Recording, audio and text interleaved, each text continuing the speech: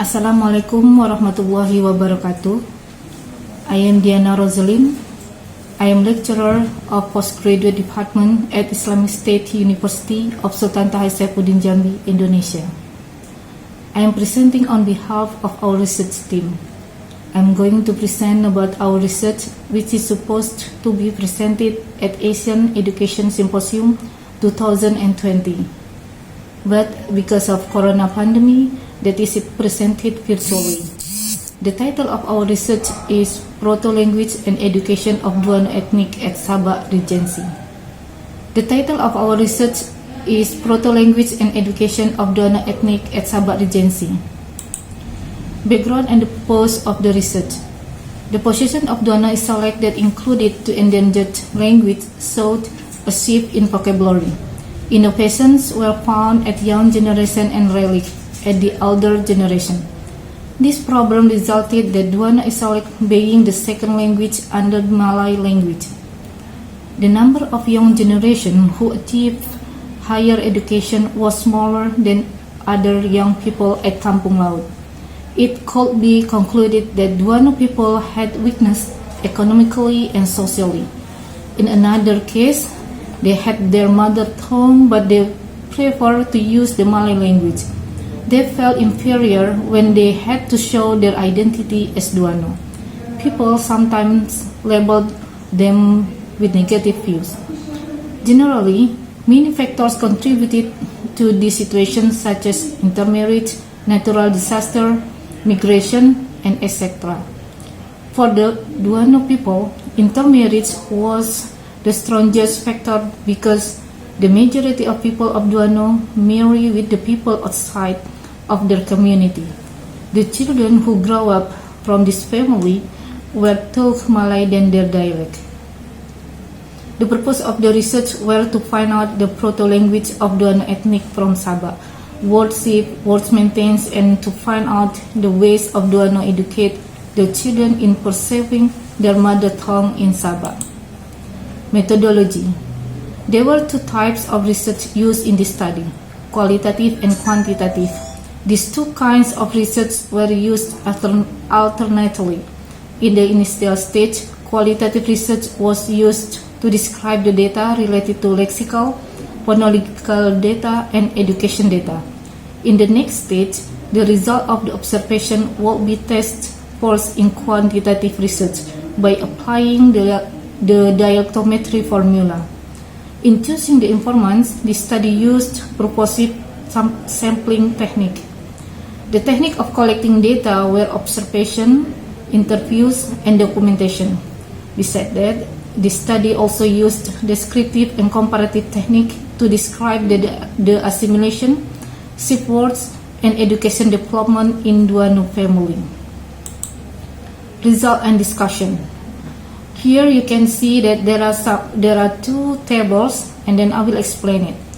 Related to the Duano dialect, it was found that Duano parents do not educate their children to preserve their mother tongue.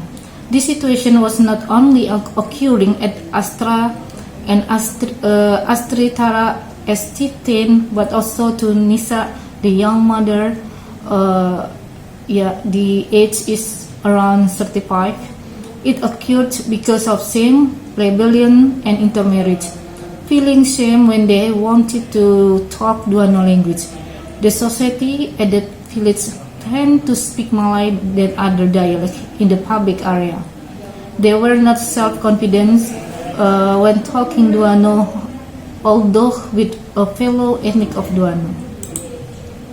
Assimilation in culture couldn't be seen through the celebration of Sumbun tradition. Sumbun was one of Duano's tradition. It looked like ceremonial dancing in looking for Karang Bulu.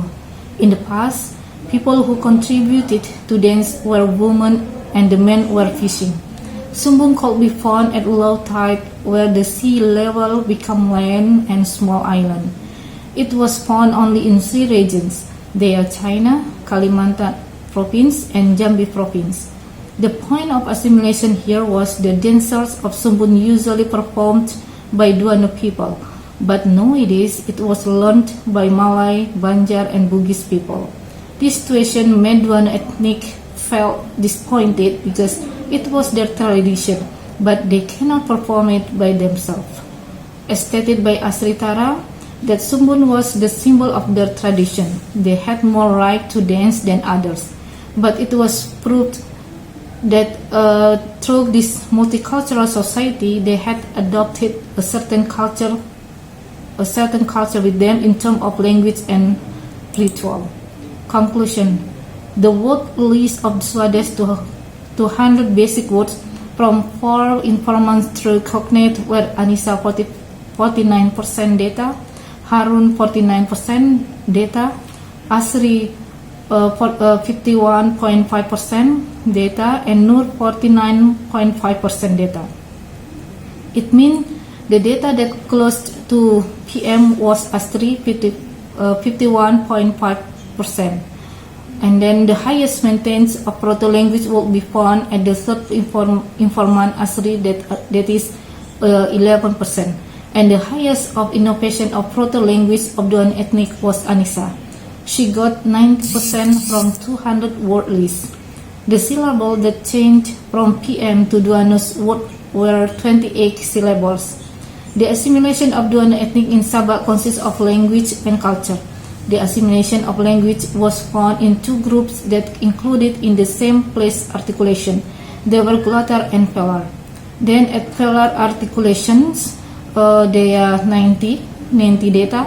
The assimilation words of Duano also could be found in 3 positions, such as antepenultima 1 datum, penultima 5 data, and ultima final 10 data. There was no assimilation of culture, but there was a changing of dancers of Sumbun, not from Duano people but from Malay people. Duano parents didn't educate their children in preserving their mother tongue. This situation occurs because of feeling shame, plebeian adaptation to the Malay language, and intermarriage. Thank you.